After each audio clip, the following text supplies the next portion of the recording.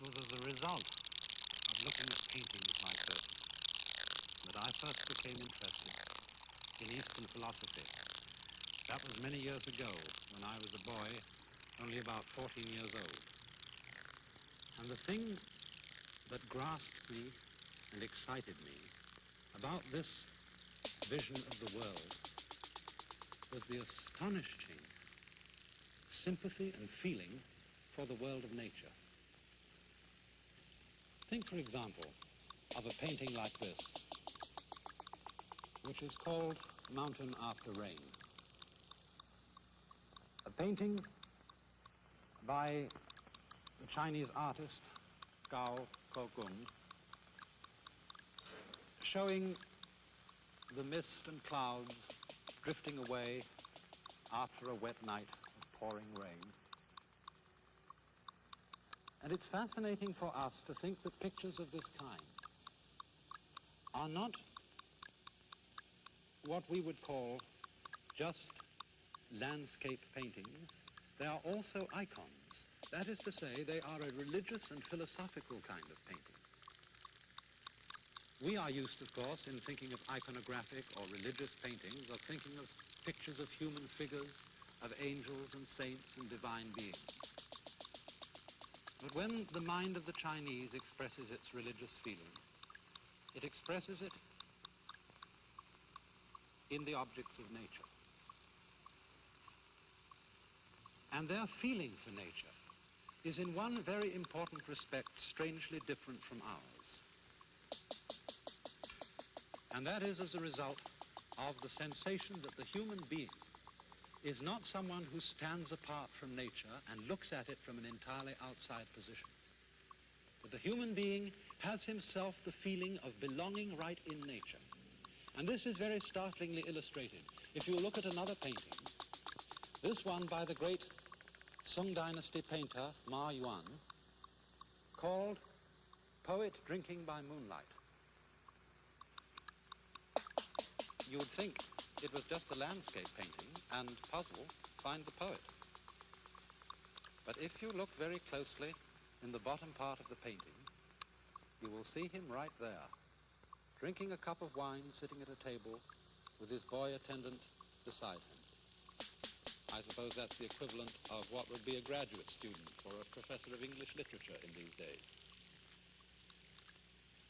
But that tiny man lost in the landscape is representative and symbolic of the whole attitude of the Chinese mind and of Chinese philosophy to the harmony of man and nature. Man not dominating nature, but fitting into it and feeling perfectly at home. But you know, our attitude is very strangely different.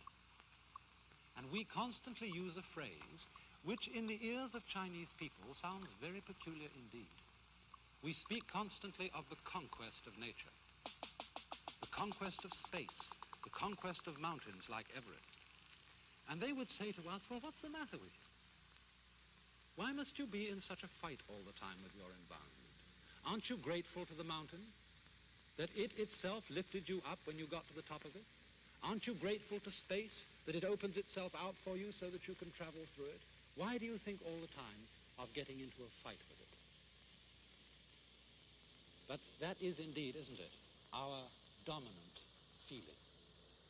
That we are using science and technology, the powers of electricity and steel, to carry on a fight with our external world and to beat our surroundings into submission with bulldozers.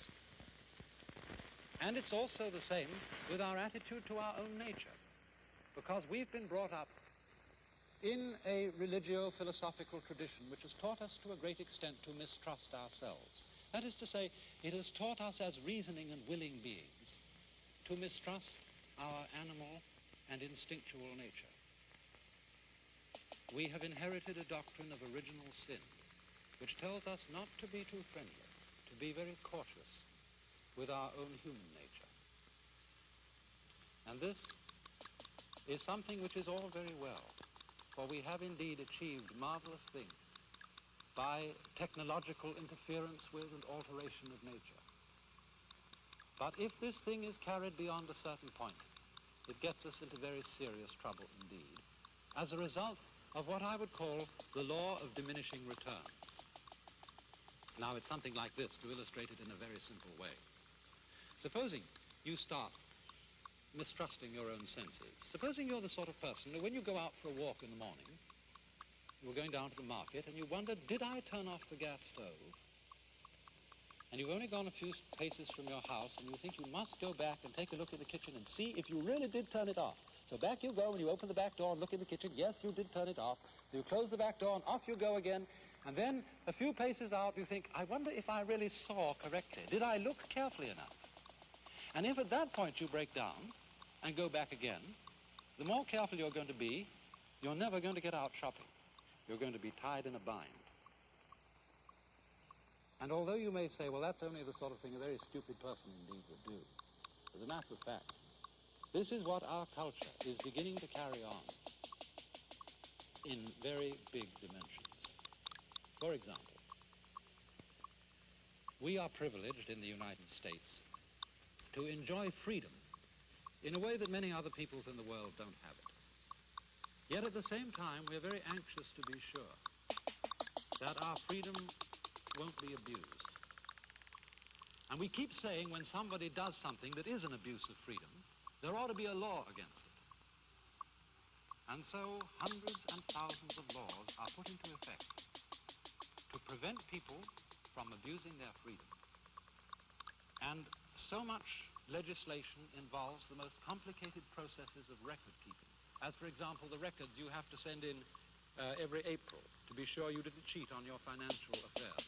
Records which become more and more and more complicated, so that nowadays sending in an ordinary individual income tax return is said to be as complicated as extracting the cube root of a complicated number.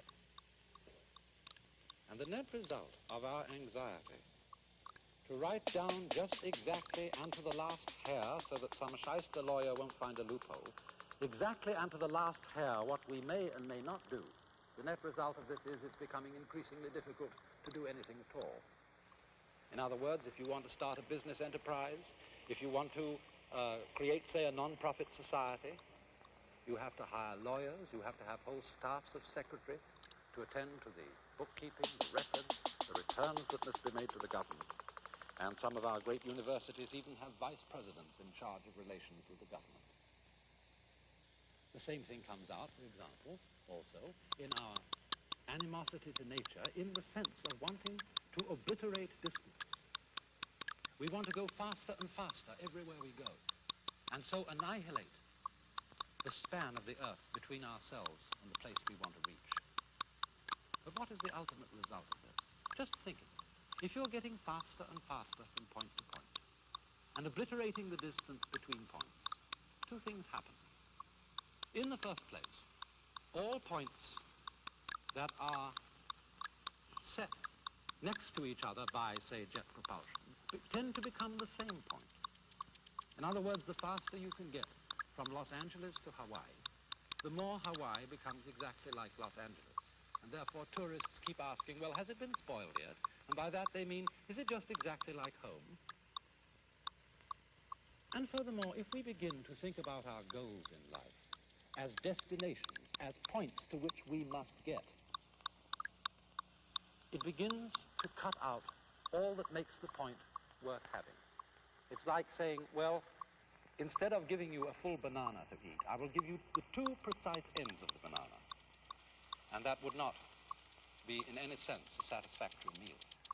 But that is what happens as we tend to fight our environment and to want to get rid of the wonderful limitation of space and distance. And you know, if we carry this kind of thing to its ultimate extreme, we get into a most extraordinary tangle, which I think I could very well illustrate in this way. Let's go and have a look over here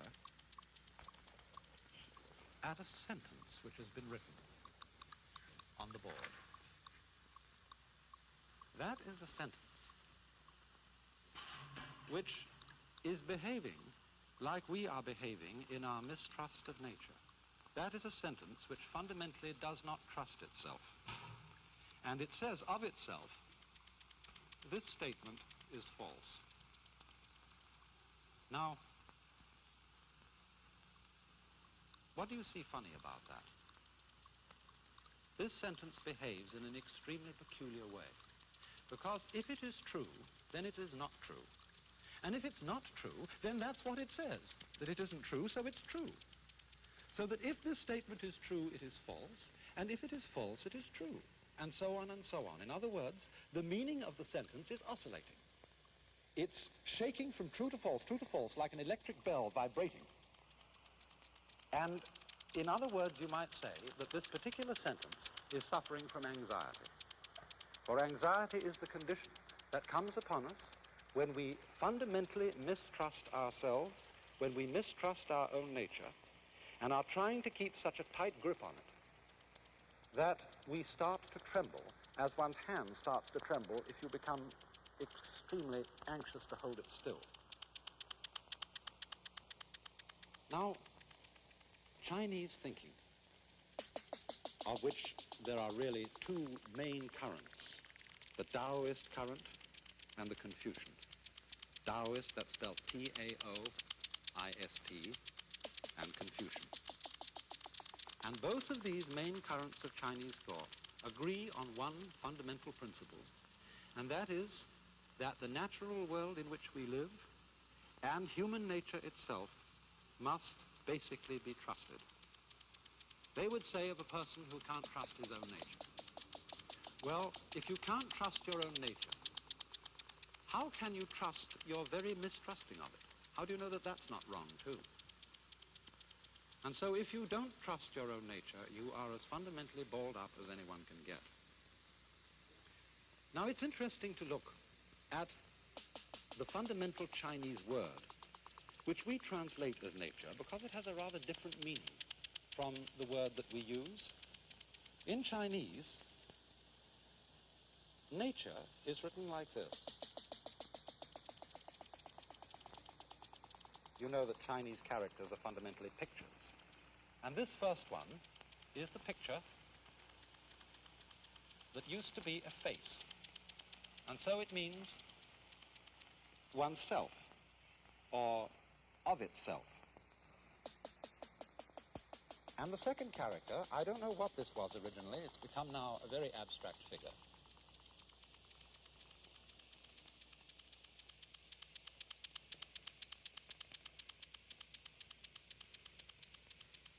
That means so. And so the whole figure means of itself so. And we should give the rough English equivalent of that as spontaneity.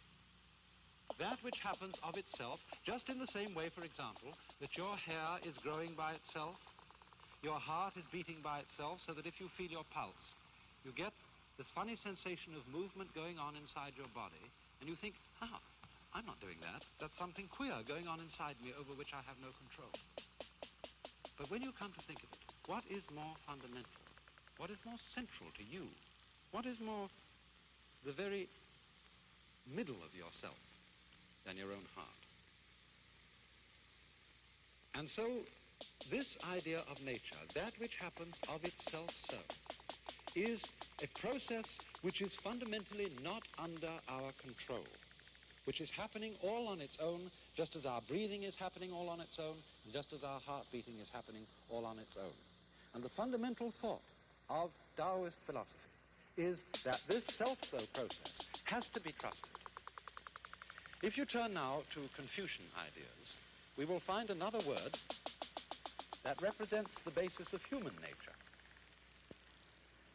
This word, written like this,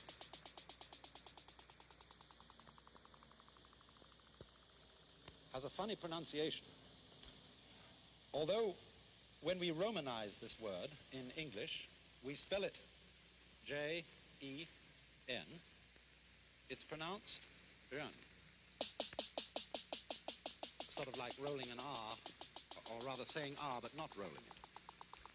And this word is the cardinal virtue in the whole system of Confucian morality. It's usually translated human-heartedness or humanness.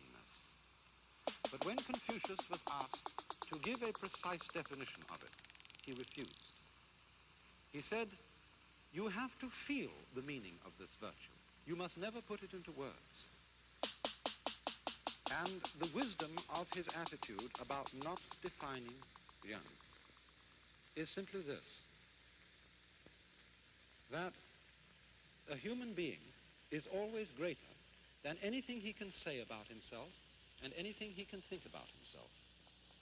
If we formulate ideas about our own nature, about how our own minds and emotions work, those ideas are always going to be qualitatively inferior. That is to say, far less complicated, far less alive than the actual author of the ideas themselves, and that is us. So there's something about ourselves which we can never get at, which we can never define, in just the same way that you can't bite your own teeth, you can't, without the aid of a mirror, look into your own eyes, you can't hear your own ears, and you can't make your own hand catch hold of itself. So that you must basically trust this. Confucius would say he would rather trust human passions and instincts than he would sometimes trust human ideas about what is right. For example, when people go to war, they very often go to war about who has the right ideology, who has the right of this particular dispute and who has the wrong of it.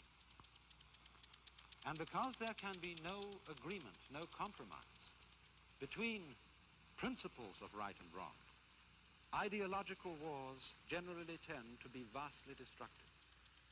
On the other hand, when we go to war for simple, ordinary greed, because I am greedy of another people, of another nation, I want to carry off their goods, I want to carry off their women, I will at least be sure in going to war with them that I don't destroy the thing I want to possess. And so, if we are then bound to trust our own nature, this attitude of hands off, of not interfering with oneself beyond a certain point, is called, again in Lao Tzu's Taoist philosophy, this: Wu,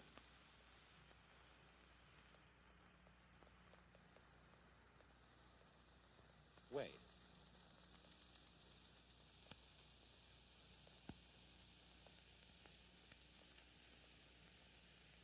This character means no, not, or don't. And it's said to have been originally based on a picture of bunches of grass tied together like this, indicating that a certain area is taboo. You mustn't step on this area. The ground is sacred. So don't, keep off, is its meaning. And it's possible that this was originally a drawing of a hand over a bird.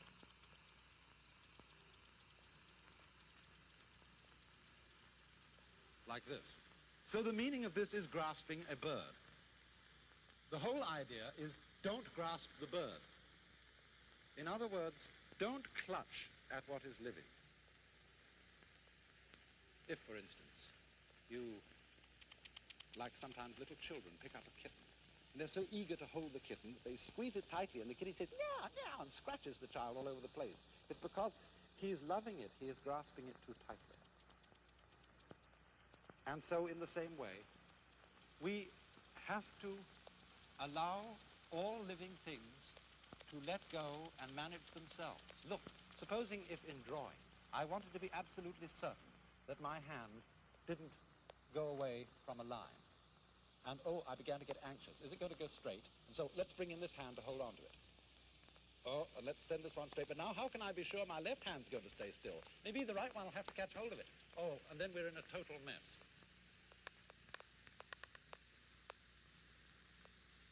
But you see, we in the West are basically afraid that if we trust our own nature, everything will turn into chaos. We're afraid, as it were, not to keep holding a club over our heads, to keep watching on our instincts and our passions and our so-called our uncivilized animal natures, fearing that they will go awry. But you know, when you let go of that grip on yourself, sometimes astounding things happen. You get out of your own light. You're functioning altogether in one piece. I mean, after all, a person who is basically divided against himself, who is in inner conflict and is trying to go in two directions at once, he can't go anywhere. He just has to sit and dither. Whereas if I'm going all in one direction, then at least I'm going, and even if I'm going in the wrong way, I can change the direction. But if I'm trying to go in two ways at once, I don't get anywhere at all. Now, artists in the Far East have made a great deal of what they call the controlled accident. Marvelous things which happen as surprises when an artist does not try to dominate his medium, but let his medium itself do some of the work. Take, for example, this cigarette jar that I have here.